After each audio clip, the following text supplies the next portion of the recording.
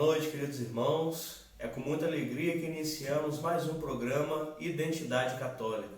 Uma alegria estar aqui com você nessa noite de hoje, desta segunda-feira, e vamos pegando aí a nossa palavra de Deus e o catecismo da igreja, o nosso escudo e a nossa espada em defesa da fé, para aprofundarmos um pouco mais do nosso conhecimento da fé e da doutrina da igreja. E não se esqueça de divulgar o nosso trabalho, compartilhando com seus amigos e se inscrevendo também no canal da Web TV Santo Antônio, ok? Desde já, agradeço a atenção de todos e a boa vontade de vocês estarem aqui comigo para estudarmos mais sobre a fé da igreja. Invoquemos a presença do Divino Espírito Santo sobre nós, para que aquele que é o autor da graça, que age em nossas vidas e santifica a nossa existência, possa nos dar a sabedoria necessária para compreendermos os mistérios da fé. Em nome do Pai, e do Filho, e do Espírito Santo. Amém. Vinde, Espírito Santo, enchei os corações dos vossos fiéis, e acendei neles o fogo do vosso amor. Enviai o vosso Espírito, e tudo será criado, e renovareis a face da terra. Oremos.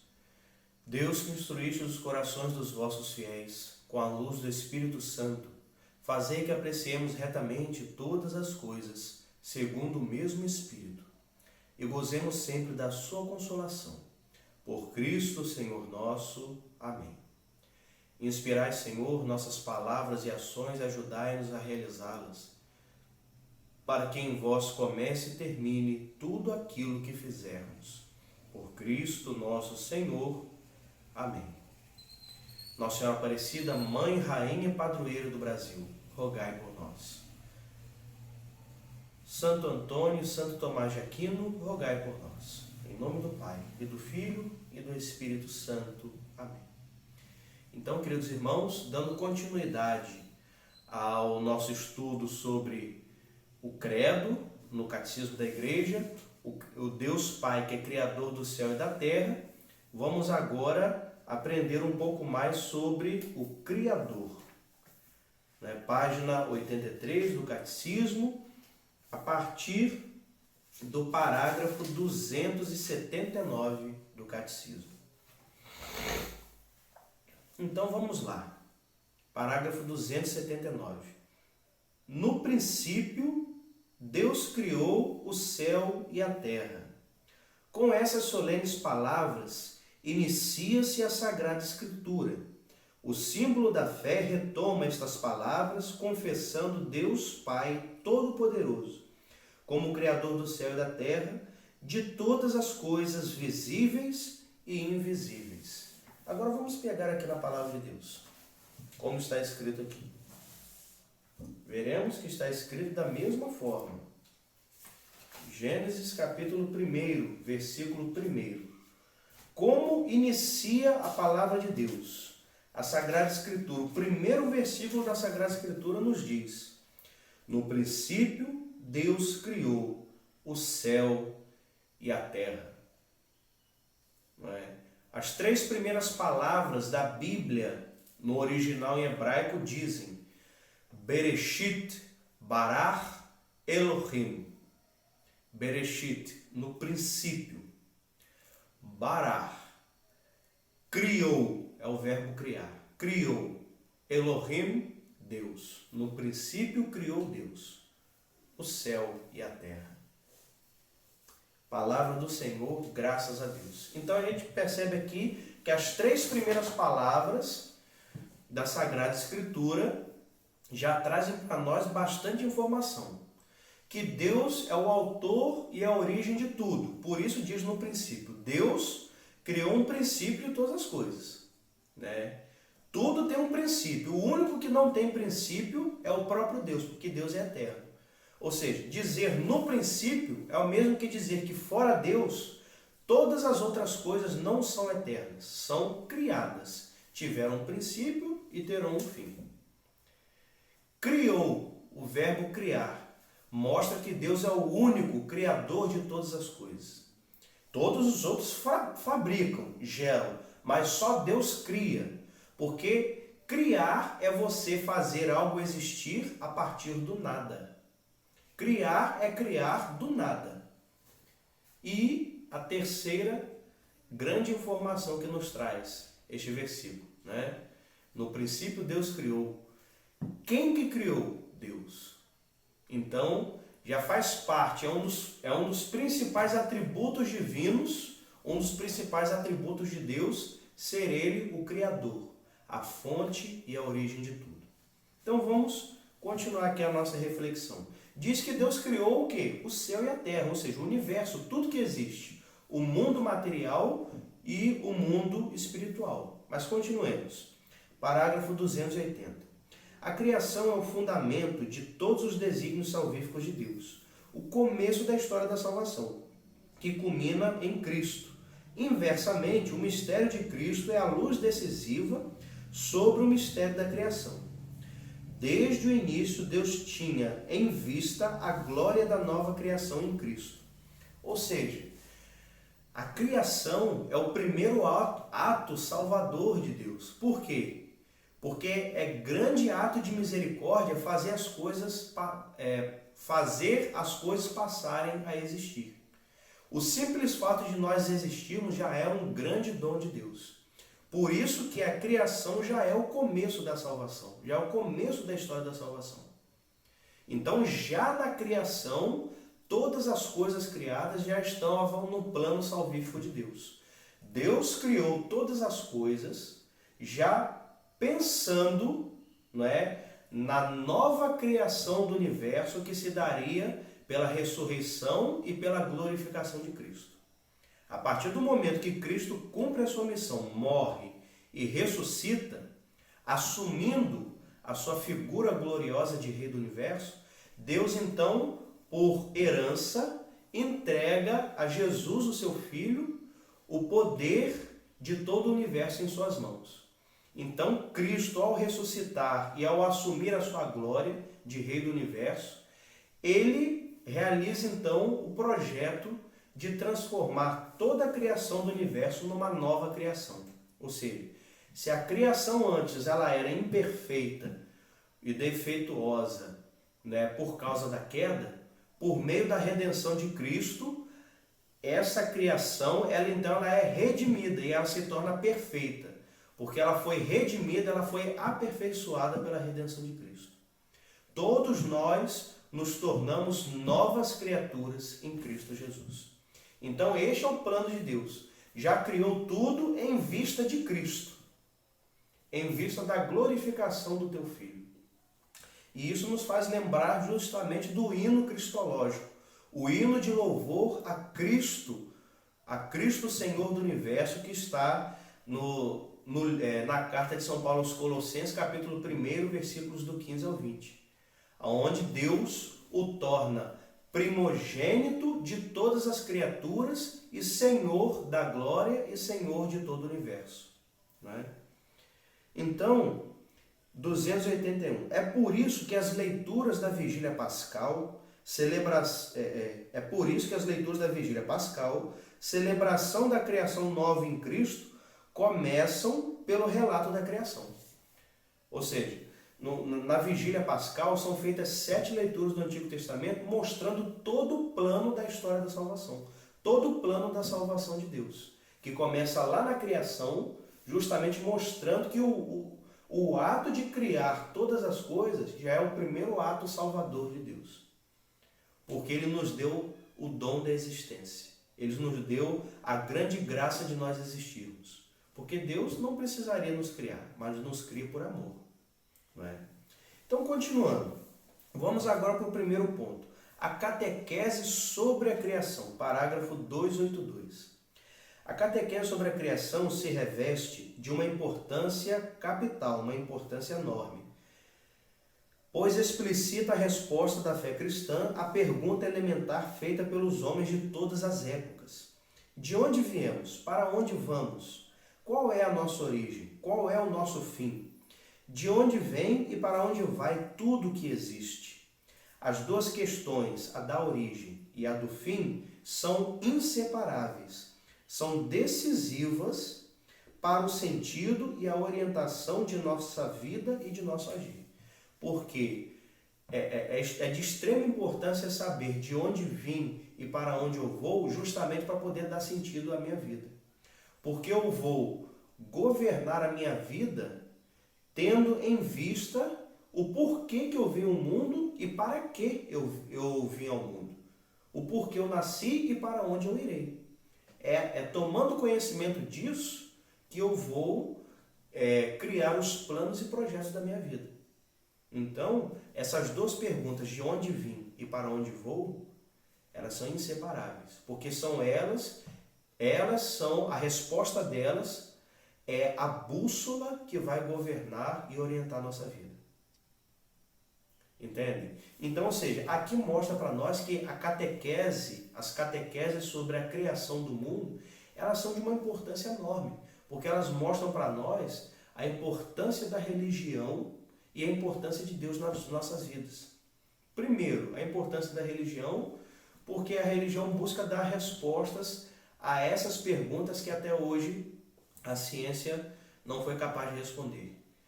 Quem criou todas as coisas e por que as criou? E mostra também a importância de Deus para as nossas vidas, porque apenas sabendo de onde vim e para onde eu vou, é que eu vou descobrir o sentido da minha vida e preencher o vazio do meu interior de sentido. Porque só preenchendo de sentido a minha vida é que eu vou conseguir encontrar felicidade. E só quem pode nos dar essas respostas, segundo a fé, segundo a religião, é Deus. Porque Ele que criou todas as coisas e Ele é que tem as suas razões, os seus planos para os quais Ele nos criou e criou tudo que está ao nosso redor. Isso me faz lembrar, falando disso, de que já na criação do mundo, Deus já criou o mundo em vista da glorificação do seu Filho, me faz lembrar aqui das catequeses da Síria. Na igreja da Síria do século IV depois de Cristo, as catequeses, principalmente as catequeses sobre a criação do mundo, elas eram pintadas nas paredes da igreja, nos mosaicos, as pinturas, a arte bizantina. E em uma dessas catequeses, uma dessas pinturas, apresenta justamente o momento em que, após ter criado o homem, Deus sopra o sopro de vida nas narinas de Adão e Adão acorda. E aí Deus vai e pergunta a Adão qual é a primeira coisa que ele vê na frente dele.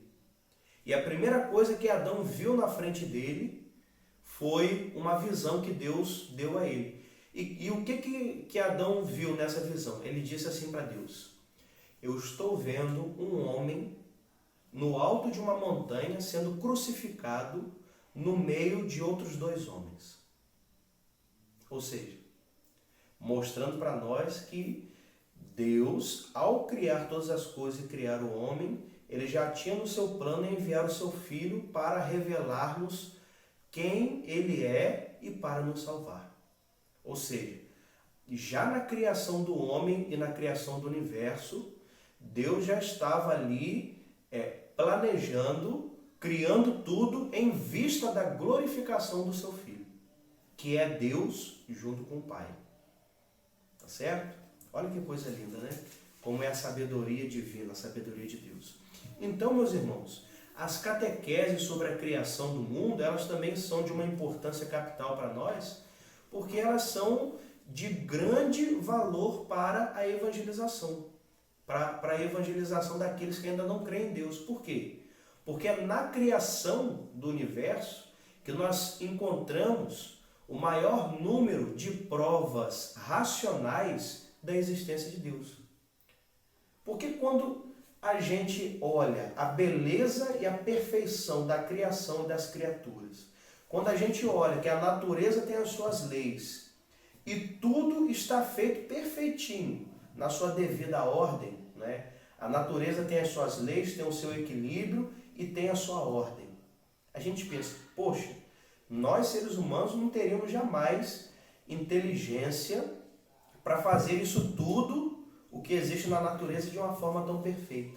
É nessas horas que a gente pensa que tudo o que existe no mundo é tão perfeito assim, só tem uma causa, uma explicação. Uma inteligência 1000 vezes superior à nossa e mais poderosa que a nossa é quem criou todas essas coisas com beleza, perfeição e ordem. É aí nessas horas que a gente entende, não tem outra explicação. Um ser superior, um Deus, criou todas essas coisas. Dá para entender? E isso também nos faz recordar justamente dos mitos, não é? Dos mitos da origem do universo. Até mesmo os relatos da criação que estão lá no livro do Gênesis, né? Qual é o objetivo desses relatos da criação, lá no livro do Gênesis? Nos ensinar que Deus é todo-poderoso, que foi Ele que criou tudo e Ele criou tudo sozinho. Porque antes da criação não existia nada além do próprio Deus. Deus criou todas as coisas, os seres invisíveis e os seres visíveis. E Ele criou tudo do nada. Deus criou tudo a partir do nada, a partir do zero. Esses são os ensinamentos que os 3 primeiros capítulos do Gênesis e todos os outros relatos que falam da criação do universo que se encontram na Bíblia querem passar para nós. Só Deus é eterno e foi Deus que criou tudo e criou tudo a partir do nada. Os demais detalhes, se o mundo foi criado mesmo em 7 dias ou não, né, se existiu um único casal ou se Deus criou mais de um casal, isso daí compete apenas à ciência. O único objetivo, a única coisa que interessa à Bíblia nos mostrar disso tudo que é relatado nos primeiros capítulos do Gênesis é que Deus criou tudo do nada e que Deus é o único que é eterno. É isso que importa para a nossa fé. E é esse o objetivo da Bíblia. O objetivo da Bíblia não é falar de ciência, daquilo que compete à ciência, mas é falar de Deus e de tudo aquilo que Deus quer que nós saibamos para nós alcançarmos a nossa salvação. Então, continuando, parágrafo 286. Sem dúvida, a inteligência humana já pode encontrar uma resposta para a questão das origens. Com efeito, a existência de Deus Criador pode ser conhecida com certeza por meio de suas obras, graças à luz da razão humana, ainda que este conhecimento seja muitas vezes obscurecido e desfigurado pelo erro. É por isso que a fé vem confirmar e iluminar a razão na compreensão correta desta verdade. Ou seja, só pela razão, muitas vezes a gente não vai compreender os desígnios de Deus ao criar todas as coisas. Por isso a gente precisa da fé. Porque é a fé que vai iluminar a razão e tirar da razão toda a sombra de erro, para compreendermos exatamente aquilo que Deus fez ao criar todas as coisas. Vejamos, peguem a Bíblia aí de vocês e abramos na carta aos Hebreus, capítulo 11, versículo 3. Nos diz assim a palavra: pela fé reconhecemos que o mundo foi formado pela palavra de Deus e que as coisas visíveis se originaram do invisível. Porque Deus é invisível, Deus é espírito. Espírito não tem matéria, não tem forma visível. Ou seja, é a fé que nos faz entender isso. Só pela razão humana a gente não alcança essa inteligência. A gente alcança um pouco, mas é a fé que completa isso e nos faz entender isso. Que foi a palavra de Deus que criou todas as coisas e criou tudo do nada. Então nós precisamos da fé a todo momento. Continuando. Parágrafo 287.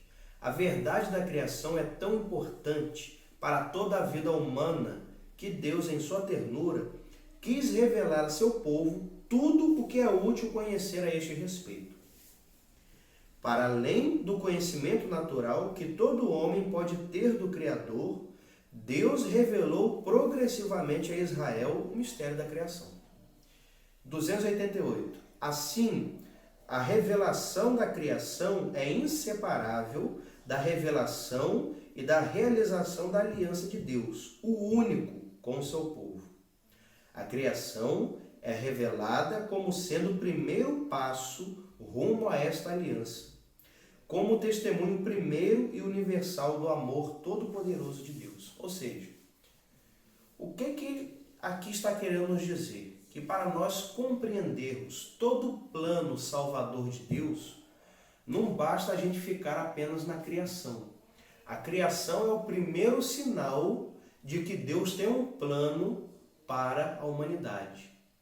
Mas este plano que já é anunciado, este plano de amor e de salvação que já é anunciado na criação, no princípio de todas as coisas, ele é ampliado com o decorrer da história da humanidade. Quando Deus elege o seu povo, quando Deus conduz o seu povo em segurança até a terra prometida e estabelece com esse povo a aliança. Por isso que no Antigo Testamento, Deus realiza várias alianças com os homens até a aliança definitiva que vai acontecer com Jesus. Justamente para, aos poucos, nos revelar todo o plano salvador de Deus. Porque se Deus fosse nos revelar tudo de uma vez só, a nossa inteligência humana, que é tão pequenininha, não seria capaz de absorver as coisas.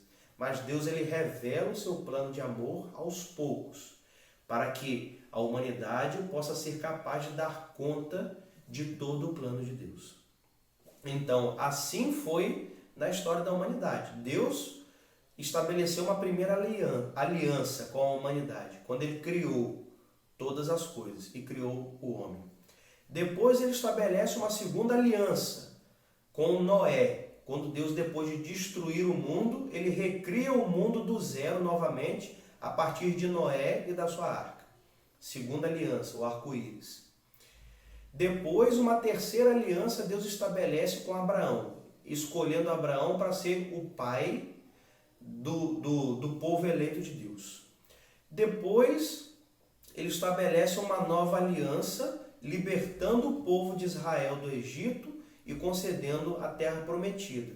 E esta quarta aliança, ela é selada no Monte Sinai, quando Deus elege o povo de Israel para ser o seu povo, e ele conclui esta aliança entregando os 10 mandamentos da lei, dizendo que para vocês serem considerados e serem reconhecidos pelos outros povos como o povo de Javé, o povo do Deus de Israel, vocês precisam obedecer esses 10 mandamentos.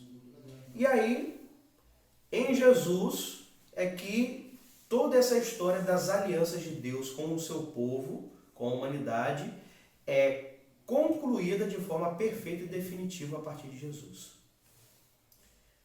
Então, virando a página,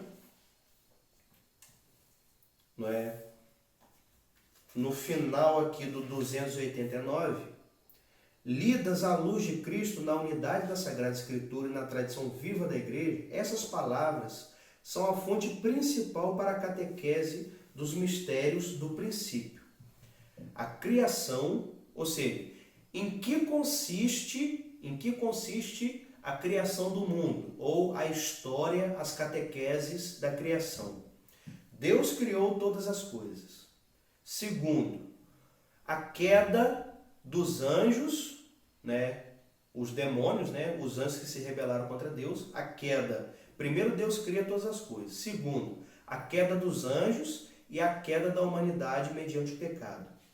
E em terceiro, a terceira etapa dessa catequese da criação, a promessa da salvação, que nós já encontramos em Gênesis 3, versículo 15, quando Deus dá o castigo à serpente e diz que a descendência da mulher esmagará a cabeça dela. Já ali, Deus já promete Jesus, que é essa descendência da mulher que vai esmagar a cabeça da serpente, vencer o mal e a morte para a nossa salvação. Então vamos agora para o segundo tema. A criação é obra da Santíssima Trindade. Parágrafo 290.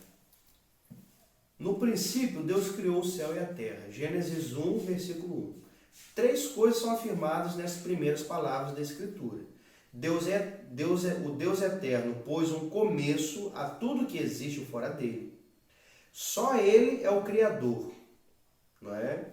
E tudo o que existe depende daquele que lhe dá o ser, né? São essas três verdades que nós entendemos dessa afirmação em Gênesis capítulo 1, versículo 1. Não é? E olha só que coisa interessante. Isso daqui é de uma riqueza teológica tão grande e tão preciosa e tão cara para o povo judeu. Não é? Isso aqui é tão sagrado para o povo judeu que olha só que coisa interessante. O verbo criar e o verbo ser, ou melhor dizendo, o verbo criar no hebraico, ele só é usado para Deus. O verbo criar é proibido, né? Na gramática hebraica, não existe o verbo criar para ser usado com outros sujeitos que não seja Deus. Eu não posso dizer eu criei. Não existe isso. Não existe isso na gramática hebraica. Só existe na gramática hebraica Deus criou. Ou ele criou com E maiúsculo. Não existe eu criei. De tão sagrado que é para os judeus o verbo criar. Por quê? Porque só Deus cria. Porque o ato de criar é você produzir alguma coisa a partir do nada. Essa é a teologia dos judeus. Este é o sentido gramatical do verbo criar na língua hebraica. Criar é fazer uma coisa passar a existir a partir do nada. E isso só quem pode fazer é Deus. Por isso que os judeus eles distinguem três verbos. O verbo criar, o verbo gerar e o verbo produzir ou fabricar. O verbo criar é atribuído somente a Deus, porque só Deus cria, só Deus produz alguma coisa a partir do nada. Aos homens e às outras criaturas, só se pode usar o verbo gerar e o fabricar. O verbo gerar é quando você produz algo que é semelhante a você, que possui a mesma essência que você. Então, gerar, a gente só fala gerar quando se trata de um descendente, de um filho. Eu gerei o meu filho ou a minha filha. Eu não posso dizer, eu gerei um boneco de madeira, eu gerei uma mesa. Eu gero alguém semelhante a mim. Agora, aquilo que eu produzo e que não é imagem e semelhança de mim, aí eu uso fabricar. Eu fabriquei, eu produzi um livro, eu produzi uma estante, eu produzi uma geladeira. Deu para entender? Então o verbo criar é somente para Deus, não é? E também o verbo ser. O verbo ser não existe na gramática hebraica eu sou. Por que não existe eu sou? Porque só quem pode dizer eu sou é Deus. Porque Ele é o ser necessário. Todos os outros seres, todas as outras criaturas que existem no universo, como a palavra mesmo diz, são criaturas, foram criadas por Ele. Só existem porque foram criadas por Ele. Por isso, só a expressão eu sou só pode ser usada na gramática hebraica pelo próprio Deus. Por isso, quando Jesus diz, diante dos doutores da lei no templo, antes de Abraão existir, eu sou, ali eles acusam Jesus de blasfêmia, de se autoproclamar como Deus. E ali a condenação de Jesus à morte. Ok? Então, continuando. 291.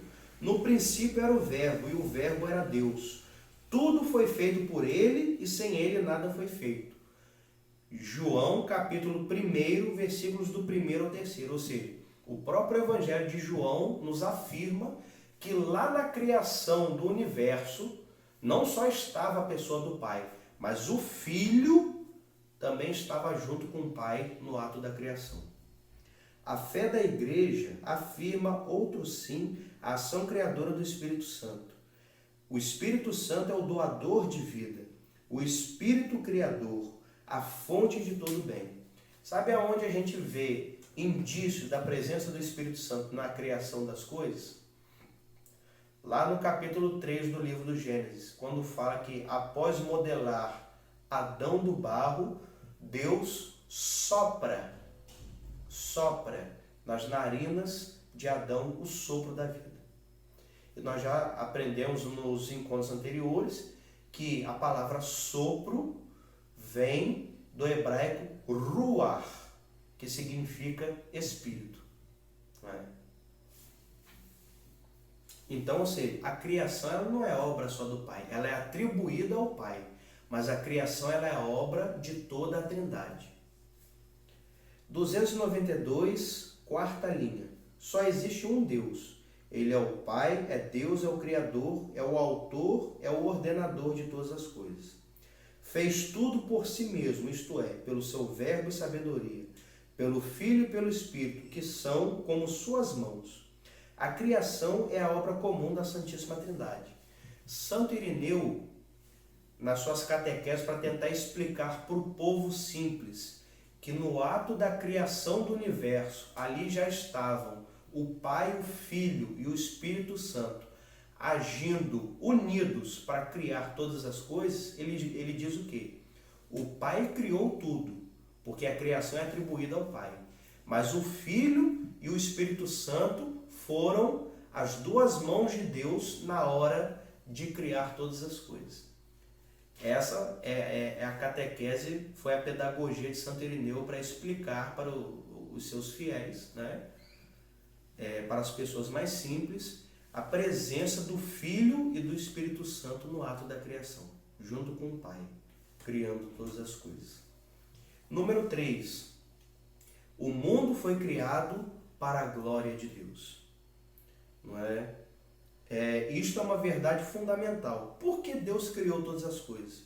Para a sua glória. Mas porque Deus ele é alguém carente, que ele precisa de alguém que precisa para bajulá-lo, digamos assim, para ficar bajulando ele? Não. Então vamos entender o que quer dizer isso, que o mundo foi criado para a glória de Deus. Olha só a afirmação de São Boaventura. Non propter gloriam augendam, sed propter gloriam manifestandam, et propter gloriam suam comunicandam. Traduzindo, não para comunicar a sua glória, mas para manifestar a glória e para comunicar a sua glória. Essa é a tradução desta afirmação em latim de São Boaventura. O que ela quer dizer? Pois Deus não tem outra razão para criar a não ser seu amor e sua bondade. Aperta mano clave amores creature prodierunt. Aberta a mão pela chave do amor, as criaturas surgiram. Ou seja, Deus Deus cria todas as coisas para a sua glória, né? Para manifestar a glória de Deus. Mas porque ele precisa de alguém para ser bajulado, Deus não precisa de nós para nada. Ou seja, o fato de nós reconhecermos que foi Deus que criou todas as coisas, isso vai aumentar o poder e a glória de Deus? Não. Nada do que nós fizermos acrescenta em nada o poder de Deus e a sua glória.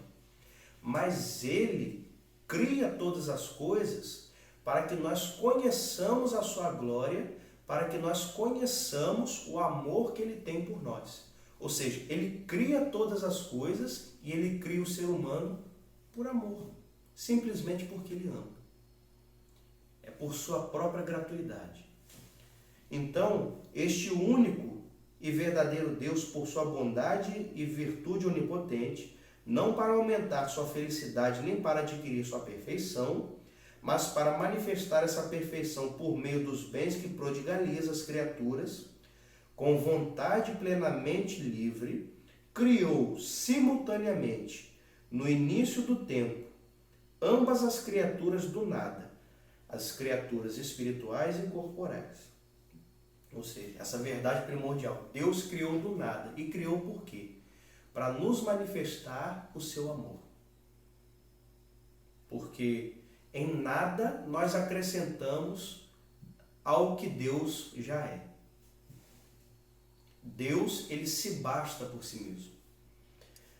294, quinta linha. Pois a glória de Deus é o homem vivo, e a vida do homem é a visão de Deus. Efésios 1, versículos do 5º ao 6º. Se já a revelação de Deus por meio da criação proporcionou a vida de todos os seres que vivem na terra, quanto mais a manifestação do Pai pelo Verbo proporciona a vida àqueles que veem a Deus.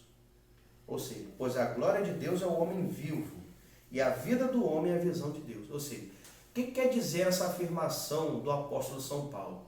Né? Que no ato de criar os seres humanos e criar todas as coisas, Deus manifesta a sua glória em forma de amor, não é? E a vida do homem é a visão de Deus, ou seja, Deus nos cria por amor, não é? E a vida do homem e o objetivo de Deus é conduzir todos nós à vida eterna, ou seja, conduzir todos nós para participarmos da mesma vida divina de Deus, que consiste em quê? O que é a vida eterna? Resumindo em poucas palavras, a vida eterna é quando nós tivermos a graça de lá no céu contemplarmos Deus face a face por toda a eternidade. Não existe mais alegria do que essa. Ver o próprio Deus face a face. Essa é a vida do homem. Este é o sentido da vida do homem. Viver aqui neste mundo para alcançar a vida eterna. E ter este grande gozo, alegria e felicidade. Poder contemplar a Deus face a face por toda a eternidade. Deus nos criou por Ele e para Ele. Amém?